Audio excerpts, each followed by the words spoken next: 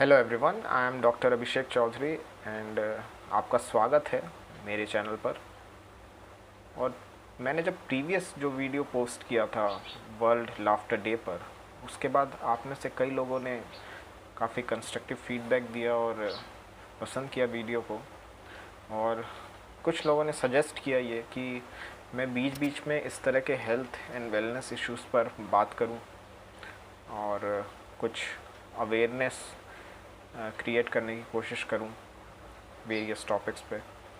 तो ऐसी मेरी कोशिश होगी कि आगे आने वाले समय में हर रविवार को मैं कोशिश करूं, हर संडे को, that I do this kind of brief discussion on various topics. So इसी कड़ी में आज मैं जिस टॉपिक पे बात करना चाहता हूँ वो है OCD या ऑब्सेसिव कंपल्सिव डिसऑर्डर। आपने नाम सुना होगा इसके बारे में, कहीं न्यूज़पेपर में, शायद मैगज़ीन्स में, टीवी पर या इंटरनेट पर आपने इसका नाम ज़रूर सुना होगा। OCD, ऑब्सेसिव कंपल्सिव डिसऑर्डर, है क्या ये? तो इसमें दो शब्द हैं, one is obsessive, one is compulsive. तो एक तरफ ऑब्सेशन है, एक तरफ कंपल्शन है। पहले समझें कि ऑब्सेशन क्या है। ऑब्सेशन ये है कि आपके दिमाग में कंटिन्यूसली कोई विचार रिपीटेडली आ रहे हों। नॉर्मली हम सभी के दिमाग में कोई ना कोई, कभी ना कभी विचार आते हैं, चलते रहते हैं थॉट्स। चाहे हम कोई काम कर रहे हों, चाहे फ्री बैठे हों, various kind of thoughts come into our mind. But क्या हो अगर कोई एक ही विचार कंटिन्यूसली, रिपीटेडली आपके दिमाग में चलता रहे घंटों तक, और फिर आप कंपल्सिवली, यानी कि आपको नीड हो, एक ज़रूरत महसूस हो कि उस कार्य को करना है, जो विचार आपके दिमाग में आ रहा है उसको इम्प्लीमेंट करना है। जब तक आप वो काम करेंगे नहीं, तब तक वो विचार जो हैं वो आपके दिमाग में आते रहेंगे घंटों तक। For example, somebody has a need to wash their hands. किसी को हाथ धोने की इच्छा है, उसके दिमाग में विचार आ रहे हैं कि उसके हाथ गंदे हैं या उसको हाथ धोना है। और हाथ धोना इज़ अ गुड थिंग। अभी के प्रेजेंट सिनेरियो ने ये हमें समझाया है कि how important hand washing is to clean our hands. But क्या हो कि अगर ये विचार कंटिन्यूसली हर 5 मिनट में, हर कुछ मिनट में चलते ही रहें, और एक व्यक्ति दिन में 1 घंटे के अंदर 25 बार, 30 बार कंटिन्यूसली इस चीज़ को करता रहे, या कोई व्यक्ति नहा रहा है तो वो घंटों तक नहा रहा है, there is a need, there is a thought in the mind that I am not still clean enough. अभी तक पूरी तरह से साफ़ सफाई नहीं हुई है शरीर की मेरी, तो अभी और मुझे नहाना चाहिए। दीवार पर एक पेंटिंग टंगी है जो स्लाइटली टेढ़ी है, एक डोर मैट है वो थोड़ा टेढ़ा है, कोई फ्लोर पर कोई मैट रखा है वो थोड़ा सा टेढ़ा है, कैलेंडर है दीवार पर वो थोड़ा सा गड़बड़ है, घड़ी है, या आपके टेबल पर सामान है जो एक पर्टिकुलर पोजीशन पर आप चाहते हैं कि वो हो। तो आपके दिमाग में वो विचार चल रहा है, कंटिन्यूसली चल रहा है। जब तक आप उस पर एक्ट नहीं करेंगे, जब तक आप उस पिक्चर को परफेक्ट नहीं कर लेंगे, जब तक आप उस टेबल को परफेक्टली अपने हिसाब से, नॉट नेसेसरली कि आप सही ढंग से, साफ ढंग से ऑर्गेनाइज करें, बट आप अपने हिसाब से जब तक ऑर्गेनाइज ना कर लें, आप उस फ्लोर मैट को बिल्कुल अपने हिसाब से सही ना कर लें, आप उस कैलेंडर को अपने हिसाब से सही ना कर लें, तब तक वो विचार कंटिन्यूसली चलते ही रहेंगे। कोई व्यक्ति पूजा कर रहा है तो उसके दिमाग में ये विचार है कि मुझे 5 बार हाथ जोड़ने चाहिए, मुझे 10 बार हाथ जोड़ने चाहिए। तो जब तक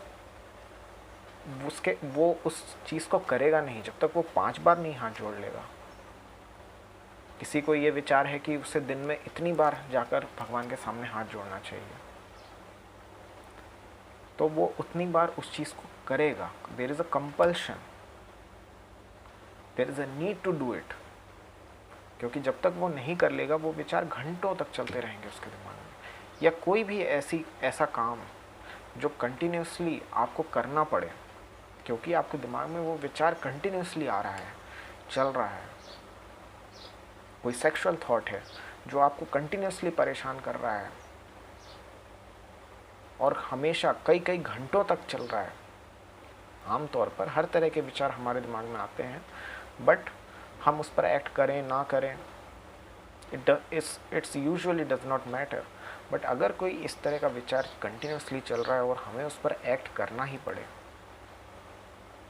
और इतनी देर तक विचार चल रहा है कि इस तरह के कंपल्शन से और ऑब्सेसिव थॉट्स से आपकी डेली दिनचर्या प्रभावित होने लगे, आपका जो डेली रूटीन है वो प्रभावित होने लगे, then it is categorised as obsessive compulsive disorder.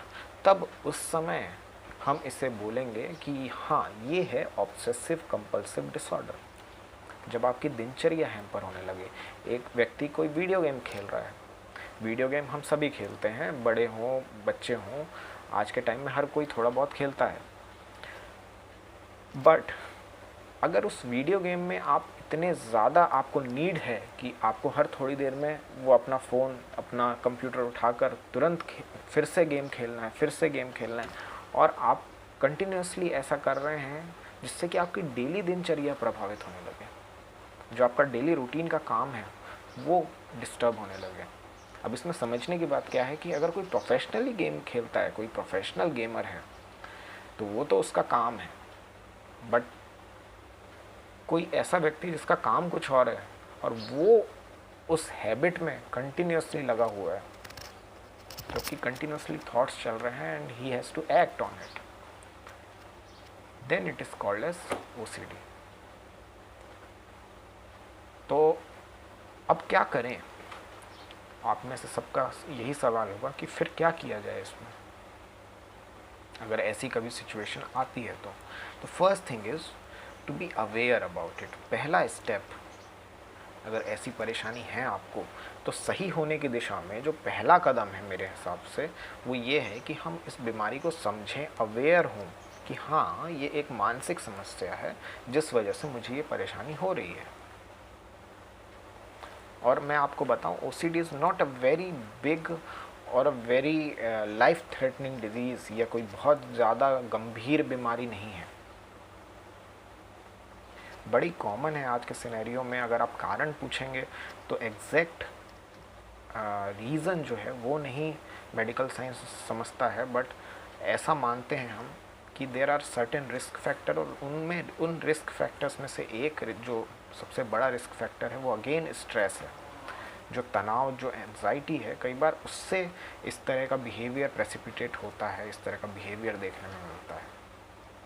Even बच्चों में भी, बच्चे कई बार कई चीज़ों को कंपल्सिवली छूते हैं। जैसे वो एक चल रहा है एक रोड के किनारे, तो वो हर खंबे को या हर रेलिंग के जो होल्स लगे हैं वो हर किसी को, मान लीजिए वो हर किसी को टच करेगा एक बच्चा। तो ये उसमें इस तरह से आप बच्चों में ऑब्ज़र्व कर सकते हैं कई बार। और इसमें ऐसा कोई घबराने की बात नहीं है, ये कोई बहुत ही गंभीर समस्या नहीं है। पहले तो इसको समझें कि ये एक बीमारी है, एक मानसिक समस्या है, इसके बारे में अवेयर हों। और आप में से कई लोग का अब ये सवाल होगा कि फिर दवाई कौन सी ले लें? क्या आपके होम्योपैथी में कोई दवाई आती है क्या? तो आंसर मेरा ये है कि हाँ, इलाज हर पैथी में है, बट अगर आप मुझसे ऐसे पूछेंगे कि आपके यहाँ कोई दवाई आती है, तो it is not possible like that to tell you, because it is not so simple. ये इतना डायरेक्ट नहीं है, क्योंकि आप में से अगर कोई भी मेडिकल होम्योपैथी में पहले कभी इलाज लिया है, अगर आपका कोई भी एक्सपोजर है होम्योपैथी पे, तो आपने ये ऑब्ज़र्व किया होगा कि हम बहुत सारी चीज़ें कंटिन्यूसली पूछते हैं। जब भी कोई हमारे पास नया कोई भी केस आता है किसी भी बीमारी से रिलेटेड, तो हम हेड टू फुट कई सारी चीज़ें पूछते हैं, जिसमें कि आपकी पर्सनैलिटी से रिलेटेड क्वेश्चंस भी होते हैं, जिसमें कि आपके नेचर, आपके डिज़ायर्स, आप क्या खाने में पसंद करते हैं, आपकी क्या हॉबीज़ हैं, आपके स्लीप कैसा है, ड्रीम कैसा है, आपकी पास्ट हिस्ट्री, फैमिली हिस्ट्री, इस तरह की कई सारी जानकारियाँ हम जुटाते हैं, क्योंकि हम हमारा जो उद्देश्य है होम्योपैथी में वो ये होता है कि आप कैसे एक दूसरे व्यक्ति से अलग हैं ये जानने की हम कोशिश करते हैं। वो अलग थलग करने की प्रक्रिया हम करते हैं, आपकी आइडेंटिटी पहचानने की कोशिश करते हैं, और उस बेसिस पर ये जो अप्रोच है इसको कहते हैं इंडिविजुअलिस्टिक अप्रोच। और इस अप्रोच के ज़रिए हम एक दवाई सेलेक्ट करते हैं जो उस वक्त आपके लिए ही इंडिकेटेड होगी, आपके शरीर के लिए ही इंडिकेटेड होगी। तो इसलिए अगर आप सिंपली बीमारी का नाम बताकर मुझसे दवाई पूछ रहे हैं या किसी भी होम्योपैथ से पूछेंगे तो वो नहीं बता पाएगा। उसके लिए बेस्ट तरीका ये है कि आप अपने नज़दीकी किसी डॉक्टर से, होम्योपैथ से संपर्क करें अगर आपको इस तरह की या इसके अलावा भी किसी तरह की कोई समस्या हो तो। The next step is do not Google your symptoms और योर प्रॉब्लम्स। मैं ये सलाह हमेशा देता हूँ हर किसी को, चाहे किसी भी चीज़ का मरीज़ मेरे पास आता है, और ये सलाह आपके लिए भी है कि अपने लक्षणों को, अपने कंप्लेंट्स को, आप अपनी बीमारी के बारे में गूगल ना करें, नेट पर सर्च ना करें, नेट से जवाब ना मांगें, क्योंकि नेट पे जो जवाब है वो बदल सकता है, वो चेंज हो सकता है, इट कैन चेंज। वहाँ पर उसको किस तरह से मॉडरेट किया जा रहा है हमें नहीं पता, वो सोर्स कितना रिलायबल है हम नहीं कह सकते। और जो डॉक्टर जिसने 6 साल पढ़ाई की है, उसके बाद कितने साल ट्रेनिंग की है, और ये 8-10 साल की मेहनत के बाद उसने वो इंसानी शरीर को समझा है, जिसे आप 2 सेकंड में नेट पर समझने की कोशिश करते हैं। और इसलिए इंडिया में ये समस्या बहुत ज़्यादा है, क्योंकि हमारे यहाँ फार्मेसी पे दवाइयाँ बड़ी ईज़िली अवेलेबल हो जाती हैं, वो भी दवाइयाँ जो आमतौर पे बहुत सारी कंट्रीज़ में आपको बिना प्रिस्क्रिप्शन के अवेलेबल नहीं होंगी, जैसे स्टेरॉइड्स, हार्मोनल पिल्स, कई सारी चीज़ें ऐसे बड़ी ईज़िली मिल जाती हैं हमें फार्मेसीज़ पे। एंटी एलर्जिक्स लोग ऐसे ही डायरेक्टली लेकर और खा रहे हैं, लाइफ लॉन्ग कई सालों तक खा रहे हैं वो बिना डॉक्टर के प्रिस्क्रिप्शन के, and it will ultimately leads to various kind of problems. तो मेरी ये सलाह है कि जो दिमाग है एक डॉक्टर का, जो उसने उतनी मेहनत से जो समझा है, तो वो आपको एक कोई भी प्रोफेशनल वो आपको बेहतर सलाह दे पाएगा rather than internet search will give you.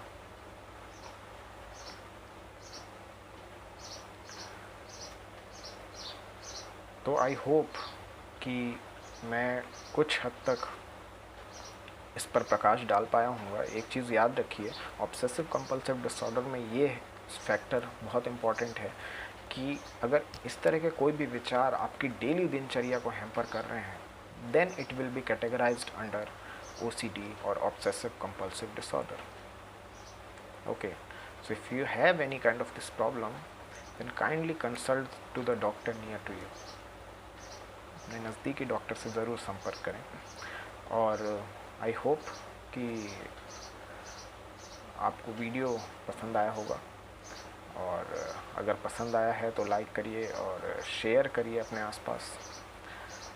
आगे भी कोशिश करूँगा कि इस तरह के किसी भी टॉपिक पर हम बात करें, उस पर मैं वीडियो लेकर आऊँ आपके लिए। So till next time, thanks a lot, good bye.